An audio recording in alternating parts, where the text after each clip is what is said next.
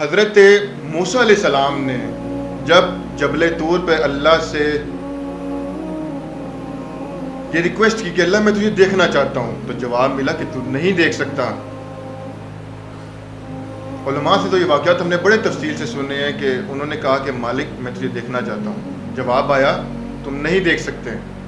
انہوں نے پھر تقاضا کیا، انہوں نے کہا ٹھیک ہے، اللہ نے کہا اگر تو پھر دیکھنا چاہتے ہو تو پہاڑ کی طرف آ جاؤ۔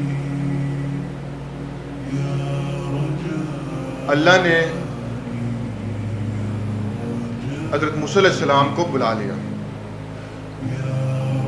جو بات میں آپ کے سامنے رکھنا چاہ رہا ہوں نا، وہ یہ ہے کہ حضرت موسیٰ علیہ السلام نے عرض کیا کہ مالک میں تو تیرے جلوے درختوں سے دیکھنے کا عادی ہوں، اور اب تو مجھے پہاڑ کی طرف بلایا جا رہا ہے، کیونکہ انسان نے جہاں دیکھا ہو وہاں اس کے لیے آسان ہوتا ہے۔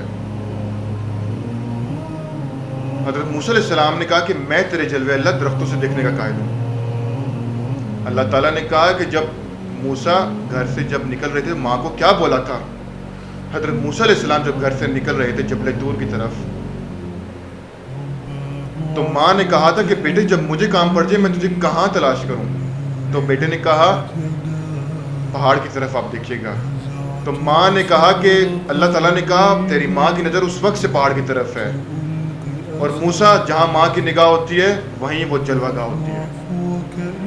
تم درختوں سے دیکھ چکے ہو، لیکن تمہاری ماں کی نظر اس وقت پہاڑوں کی طرف ہے، لہٰذا تمہیں میرا جلوہ دیکھنے کے لیے وہاں دیکھنا پڑے گا جہاں تمہاری اس وقت ماں دیکھ رہی ہے۔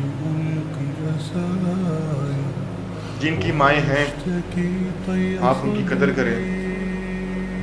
باقی زندگی کی جو معاملات ہیں کبھی کبھار آپ بہت مجبور ہو جاتے ہیں، لیکن کوشش کریں کہ یہ دوری نہ آئے، باقی آپ سے پوری دنیا دور ہو جائے۔